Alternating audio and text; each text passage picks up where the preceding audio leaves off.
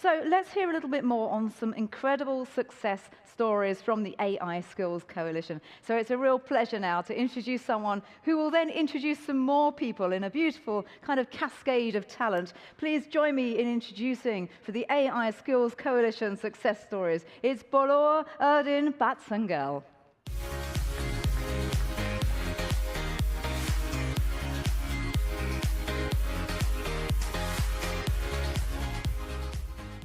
Maybe probably somewhere. Can you hear me? No? Okay, I got it. Hello, everyone. It's my honor and privilege to be here, not only to represent Mongolia, but to represent a community of people around the world who are working on AI inclusion. So in the past day and yesterday and today, we've been hearing amazing stories of how AI is being advanced around the world. It's such an amazing thing to see and witness in this period of time. And it's interesting because we're witnessing two things. The first one is we are witnessing the most interconnected world of all time. But at the same time, we're witnessing the biggest inequality gap of history of time. So ever since humanity was created, we are experiencing the biggest inequality gap. So I want everyone to think about that and digest that statement for a bit. And the reason why is we have so many existing inequalities. We have inequalities of gender, we have income inequality, we have education inequality, and adding to these existing inequalities, AI and digital became one of the biggest inequalities enablers in the world. So when we talk about AI divide, there are a few things that we need to consider. And there are some STEM education platforms. We talk about AI inclusion around the world. But when we talk about AI divide, there is more and more issues behind that. For example, 750 million people around the world do not have electricity. So this is a big, big statement. And 2.6 billion people do not have access to internet. So when we talk about AI divide and digital divide, there are more and more issues behind that, as I mentioned. And the problem is we are making AI as a problem, as an enabler of inequality around the world. I think, can you guys see my slide moving? Okay. Okay, good. So the good thing is that the international organizations like ITU, UNDP, and UNESCO is bringing up this issue and talking about AI divide. And there are a few problems and few actions around the world. For example, there are legal regulatory frameworks being done around the world. For example, EU was one of the first group of countries to approve AI Act in the history of technology. And there are some other continents obviously working on AI strategy, and Africa approved their AI strategy last year. And in Asian countries, including Singapore, Indonesia, Cambodia, are working very closely on their AI strategy. And one of the things that is missing is actually AI inclusion in their strategy and making sure their most disadvantaged, most underprivileged, underrepresented groups are benefiting from the AI. So I want to bring out good examples. For example, China, which is one of the leading AI players in the world, is introducing AI as a mandatory course to their elementary school and middle school. And I was talking to Lisa, who's the Minister of Justice from Estonia, told me that from this September, Estonia is officially introducing AI as a mandatory course to middle school and high school. So there are some countries taking actions on AI inclusion. Now, I want to talk about my stories and represent Mongolia, where I come from. I was born in a nomadic family. Most of you know Mongolia with its history, with Genghis Khan and nomadic culture. But actually, Mongolia is one of the most interesting tech hidden gems in Asia. So I had a privilege and honor to serve Mongolian people as a Vice Minister of Digital Development. And one of the leading projects I did was e-Mongolia. And when we designed this project, what we had in mind was, I want to reach to that herder family who lives in the literally middle of nowhere in Mongolia, moving season basis and herding their livestock on a horse, to have their government service on their phone, doesn't matter where they are. So that's the inclusion policy we had when we were designing e-Mongolia. And I'm very proud and happy to report to you that we have such an amazing case study. And as part of e-Mongolia project, we've digitalized over 1,200 government services.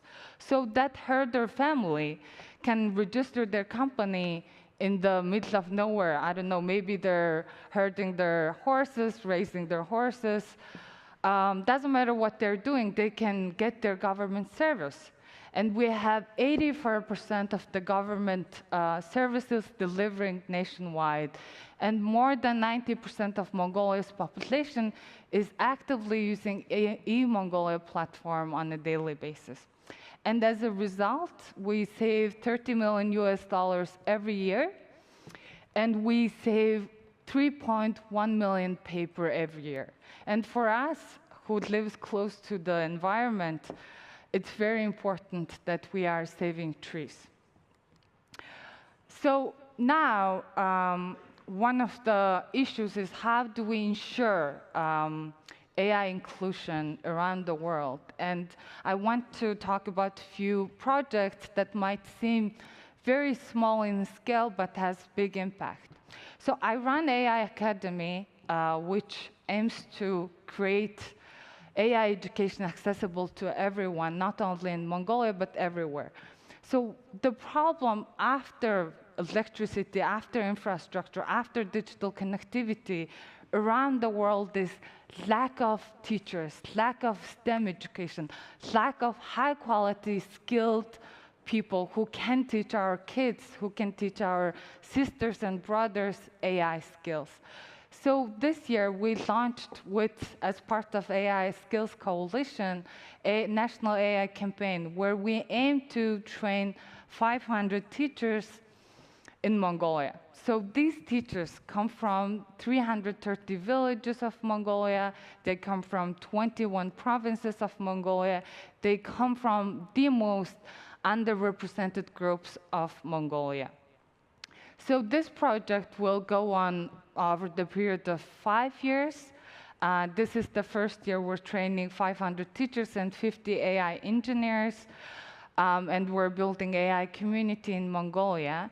And as a result, we're expecting these teachers will go back to their community and teach 10,000 kids in Mongolia.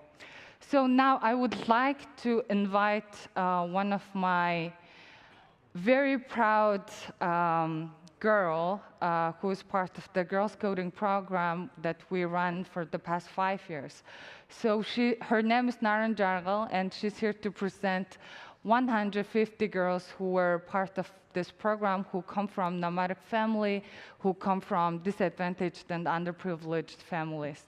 So please join me to invite Naren Jargal. Thank you.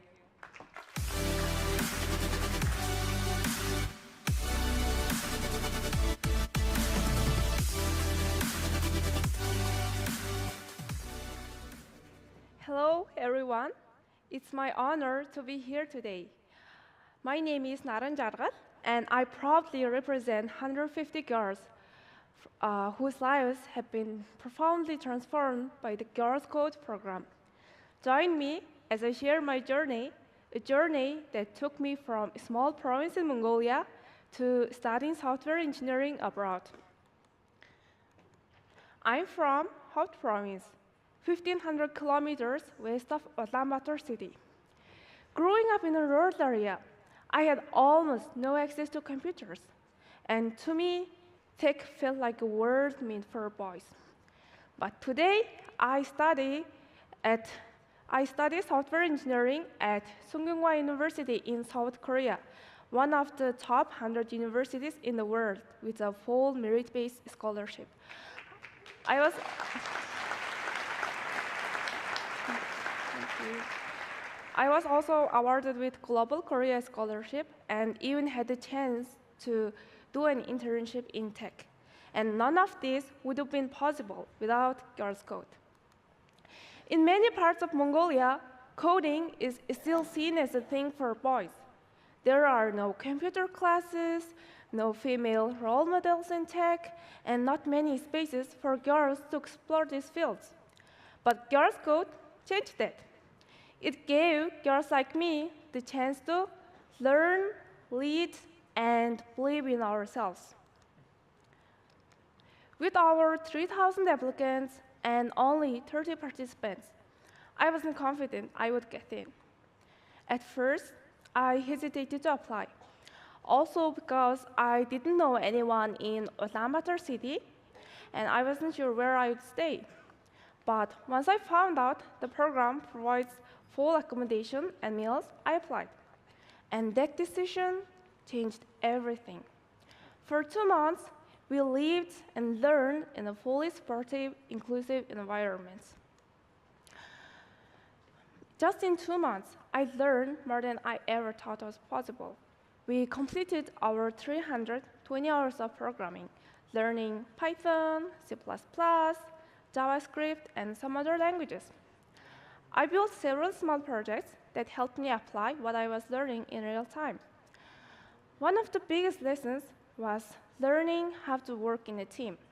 Before the program, I preferred working alone. But through group projects, I actually started learning how to listen, share ideas, and collaborate effectively. For our final project, our team developed a website focusing on mental health. We worked very hard researching, designing, and coding. And presenting it after 2 months was one of my proudest moments. But Girls Code goes far beyond than coding. We had English classes, university prep with Princeton students, and very inspiring mentor talks. One of them was with Dr. Martla, a top researcher at Oxford. Her journey showed us what's possible for Mongolian women on the global stage. We also visited sponsored companies, one of which was UNICEF. There, we got to see how tech is actually used in solving real-world problems and how we can be part of that. Seeing how tech is actually used in the real world made everything feel real and achievable. One of the most inspiring parts was working alongside a student with special needs. The program was truly inclusive. We even learned basic sign language to communicate better with our friend. She worked incredibly hard and now active in social projects and national conferences. Several other alumni from rural areas who studied in the same class as mine now on their way to top universities like NYU, University of Toronto, and many more. That's the power of Girls Code. It brings girls from all different backgrounds and help every one of us thrive. After my participation, I ran a small coding bootcamp for 20 girls in my hometown. And some faced the same doubts I once did, like parents telling them, coding is for boys, but they tried anyway. And this reminds me why Girls Code matters. We are building a movement. I believe Girls Code should reach more girls, especially those in remote provinces like mine, and maybe even beyond Mongolia. Now, as a student at Korea's top university, I feel so proud and grateful. Studying with students from around the world reminds me how far I've come. One day, I hope to bring this knowledge back and contribute to more initiatives like Girls Code. Girls Code isn't just about coding, it's about unlocking potentials. Thank you to ITU, our mentors, our organizers, and especially Butler Easton for initiating this amazing program. And thank you to everyone who believes in the power of young women in tech. I am proud to be one of them. With that, let's invite Tsukbatam Purusurung, Program Coordinator of Girls Code, to the stage to continue. Thank you.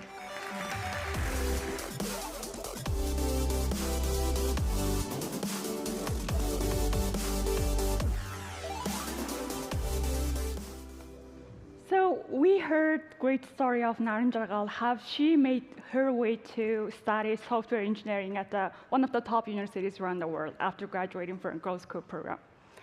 And we have another 149 great stories yet to be told. And every girl in the program, they learned 6 different programming languages, including Python, throughout the 3-month boot camp in Mongolia. And at the end of the boot camp, they applied what they learned from it into practical capstone projects. And out of 150 graduates, 90% of them already had chosen STEM major. And we have graduates as same like Naren Jargal, who got accepted to top universities around the world with full scholarship.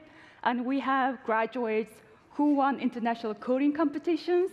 And we have graduates who developed the official website of mayors in their respective hometowns. And as I now speak from the center stage of AI for Global Good Summit, and the 5th cohort of Girls Code, another 30 amazing, brilliant girls coming from rural areas of Mongolia, they are learning how to code and how to develop software programs. And as Naren Jargal said, the program is not just about coding. It's about building a community and being part of community and preparing for colleges and developing your soft skills and leadership skills. And starting from this year, we included new contents into the curriculum, so which are AI fundamentals and vibe coding. As AI is not just a trend, because actually it's a cross-cutting force that changes our daily lives fundamentally. And I would like to share 3 main takeaways from the program. First, access creates impacts. When girls were given opportunities, they don't just learn, they lead. They lead their communities, they lead their nations. And second, digital skills lead to brighter futures. So from rural towns, rural villages of Mongolia, to the top universities, to the top tech companies, and somewhere they unimagined before the program. And last and most importantly, inclusion is essential. Because we have to make sure that every communities, every girls, every nations have the access to and the resources to fully participate and thrive in the AI world.